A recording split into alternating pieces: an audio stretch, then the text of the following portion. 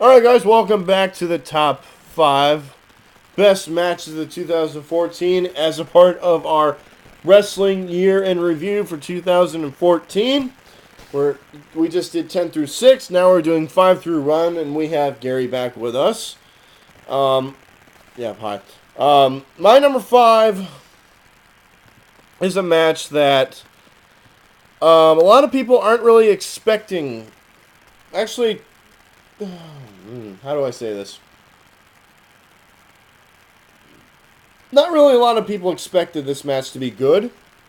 Oh, it was like a big surprise. Yeah, in my opinion, I thought it was. Daniel Bryan versus Kane at Extreme Rules. Oh, hell yeah. Yeah, with the forklift and everything.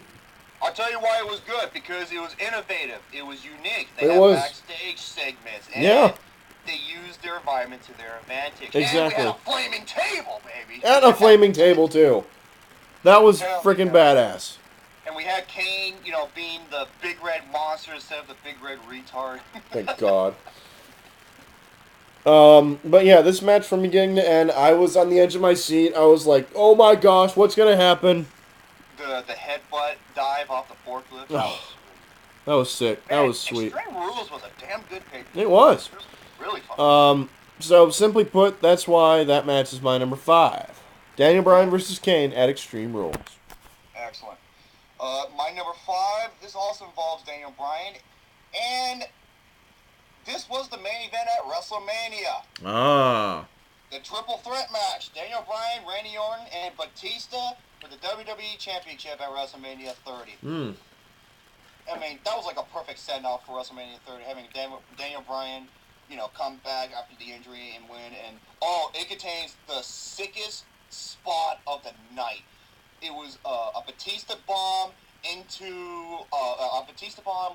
towards Daniel Bryan, while RKO. Randy Orton catches him in the RKO on that announce table, and man, when they landed, them fucking monitors, Ouch. they landed on their back.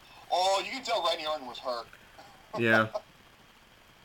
Those things weigh like 5 to 10 pounds each. And it was, oh man, and this was sort of reminiscence towards, well, I'll just call him the Crippler, okay?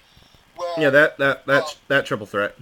yeah, where Daniel Bryan, he catches some guy off guard and he submits him to the S-lock, Oh yeah, perfect way to end the pay-per-view. And it's kind of a shame what happened to his neck. I hope he returns someday. I hope so. He's arguably the best in-ring worker. So, Daniel Bryan, Randy Orton, Batista, the triple threat. This was Danny's number 1. Really? Yeah, that was his number 1. His number 1, his top 10 and my top 10 are kind of similar. Wow. Man, for a kid who's 16 years old, he knows what the hell he's talking about, folks, man. Good for him. Awesome. Yeah, no shit. That's my number 5, the triple threat match. Oh, Garrison. For my number 5, we're going back to Extreme Rules. I'm going to talk about the first time the Shield and Evolution collided. Yes. That match was just absolutely brutal between the original, I like to call him the original Shield, which is Evolution, and between the Shield themselves, between three outstanding wrestlers of the business and 3 upcoming brand new stars colliding at each other, between three originals who were damn good as a clique and 3 other ones who was good as a clique. It was just a great match of those guys colliding with each other and just giving a damn good of a match. Yes. Us to enjoy, even though the Shield was victorious enough. And yes, Dill Pickleage. Those Vlasic don't pick up big ass nose. Alright. Moving on. My number 4 is a match that J Money mentioned in his honorable mentions. My thousands. In his 562 honorable mentions. Team Ziggler versus The Authority at Survivor Series. Now, this match from beginning to end, I was, again, on pretty much all my matches in the top 5 had on the edge of my seat. And notice that he didn't say Team Buckethead. No, screw that. It was Team Ziggler all the way. Yep. Yeah, Dolph Ziggler was the sole survivor. We saw Triple H get involved. We saw him and Seth Rollins. Yeah, Dolph Ziggler was the last survivor. He eliminated both. Oh shit! Who did he eliminate? Harper and Kane. Was it Kane? Yes. Harper Yes. and Kane, and then it was him and Rollins going back and forth. We saw another Big Show heel turn, like always, which was stupid. Yeah, Dumpty turns evil. Which was stupid again. That show. Anyway, and then of course we saw the debut of Sting. And one of the greatest stare-downs ever. One of the greatest stare-downs ever, and a huge, hopefully a future match at WrestleMania between the two. I have a feeling it's going to be Triple H and Sting. Yeah, I mean... I agree. This Sting, he's in his 50s, isn't he? So is The Undertaker. Well, Undertaker's about... Yeah. So is The Undertaker, so... but yeah, the match back and forth was freaking epic, as all hell. I'm a huge fan of these this versus Team That at Survivor Series. So yeah, that's why the Survivor Series... traditional Survivor Series match at Survivor Series. Team Ziggler versus The Authority is my number 4. Excellent. Or was that number 4? Yes. Yeah, number 4. There we go. Alright, my number 4. This also involves Classic Dill Pickle Big Ass Nose. Oh! This is the greatest opening match I've ever seen to a WrestleMania since Bret and Owen. At WrestleMania 10. And I'm talking about Triple H versus Daniel Bryan at WrestleMania 30.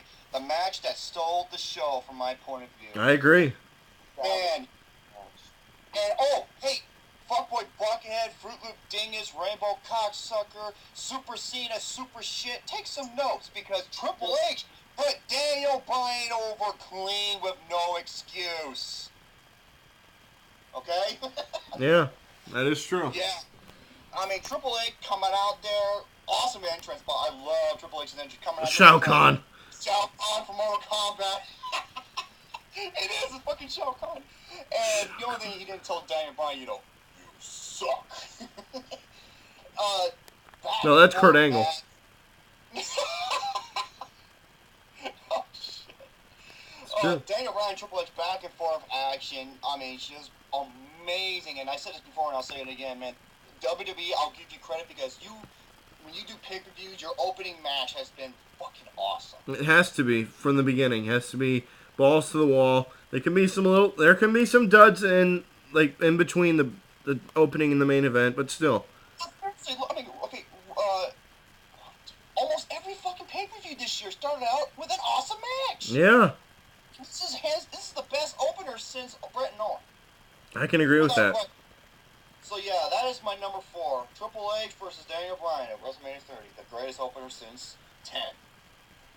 I'm going to get off the rocker a little bit for mine. We're going to go to NXT for my number 4. Off the rocker. Okay.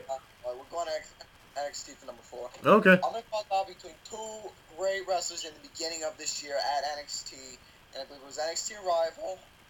I'm talking about Cesaro and Sami Zayn for best 2 out of 3 falls match. Those 2 cage that one. In that match, it was pretty much obvious Cesaro was dominant. You just saw the best out of Cesaro against Sami Zayn. I mean, the way he ended that match on how he gave him the Swiss uppercut, then into the what the fuck was this move called? After he gave him that uppercut, after he threw him up and just gave him the uppercut, then he just picked his ass up like nothing, just gave him his the neutralizer. Neutralizer. Thank you. The way he just did it was freaking. He just bossed that match. Cesaro did. Yeah, he did like a jumping neutralizer. That was like one of the best 2 out of 3 falls matches I've ever seen. That was like the best I've seen out of Cesaro. I've seen awesome out of Cesaro, but that match itself was like the best out of Cesaro against a new guy like Sami Zayn. That match was freaking awesome. But no, according to Vince McMahon, he doesn't have it. He doesn't have it. Bullshit! He has it! He does have it. Yes. Does. Motherfucker. Maybe he should get himself... You know what? No, I'll let Vince McMahon borrow my glasses himself and put these things on his eyes and let him realize that Cesaro does have it. He does. He needs hearing aids, too. that match closely enough to realize that Cesaro's got it. Yep, he does. That is Well, absolutely right. You know what? That makes. You know what? I'm gonna say that for a minute. Go ahead. Okay, my number 3 is another match Jerome mentioned in his... no, just kidding. Another match that he mentioned already in his list. A match that was balls to the wall, non-sub action. The Hell in a Cell match between Dean Ambrose and Seth Rollins. And once again, motherfuck the vagina face turd. Absolutely. That's actually my number 3. Yes! That's We my number agree! 3. That's my number 3. Hallelujah. Oh, man. It starts on the top, like that infamous Hell in a Cell match. Oh, yes. Starts on the top. We get some involvement from the Cruiserweight division. Joey Mercury and, what's the other guy? Jamie Noble. Jamie Noble, Joey Mercury, J&J Security. Yep, J&J Security. They fight each other on the top of the cell. They fight each other off the cell. They both fall off of the cell, actually. About 10 to 12 feet fall. 10 to 12 feet. And this is, keep in mind, the one at King of the Ring was only like 15 feet high or something. The one at King of the Ring that Mankind fell off, it was 16 feet high. 16. 17. This one was like 25. It was like a little over 20 feet tall. Over 20 feet tall. And it fell around the main beam that's in the center, which is 10. But from the height-wise, and they're jumping, it makes it like the 12 feet at least, yeah. But this match, from beginning to end, man, oh my gosh. Oh, yeah. I will admit the ending was a little but I enjoyed it because Bray Wyatt's my favorite wrestler going today. Sorry, it is what it is. Yeah. His return was pretty fucking cool. It was freaking cool. It's with the hologram. I still have no idea how they did that with the lantern and everything. With the hologram, I have no idea how they did that. I'm trying to figure out who was in that hologram. But that's I don't really want to say that much, Gary. What do you have to say about this matchup? The way it started off reminded me so much of Undertaker and Mankind. I agree with you 100%. Oh. That and Undertaker and Shawn Michaels. Yes, that one a lot. I got reminded of that a lot. Reminded me so much of the Attitude Era, the way Attitude. starting off at the top of the cell. That just brought back so many memories. That was like the best. Just bringing back so many memories. Yeah, absolutely. After everything you said, I agree. I'm surprised Pat the Idiot's Puck's ear doesn't bleed from listening to the vagina face turd. Oh God. Oh God, fuck that little punk ass bitch. What's your number 3, Tro?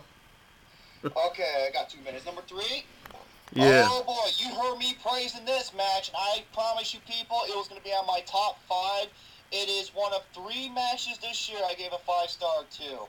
And that is the ladder match. The best fucking ladder match I have seen in years. Dolph Ziggler versus Luke Harper for the Intercontinental Championship at TLC. Ooh. The Slammy Awards, because they did their goddamn show before this match even happened.